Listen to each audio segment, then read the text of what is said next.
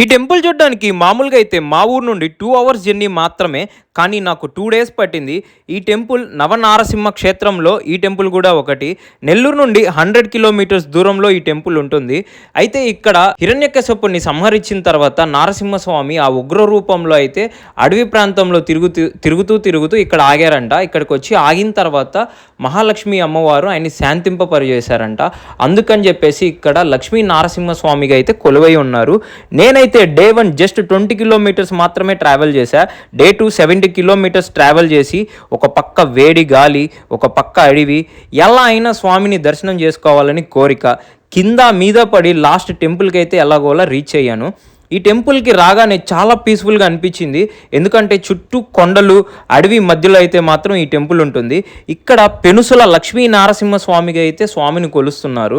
And ఇక్కడ స్వామికి గాయమైందని చెప్తారు. ఆ స్టోరీ ఏంటో మీకు ఎవరికైనా తెలిస్తే కమెంట్ చేసేయండి. అండ్ తెలుసు కదా, for more travel content and stories కోసం follow and subscribe Chaitu on cycle.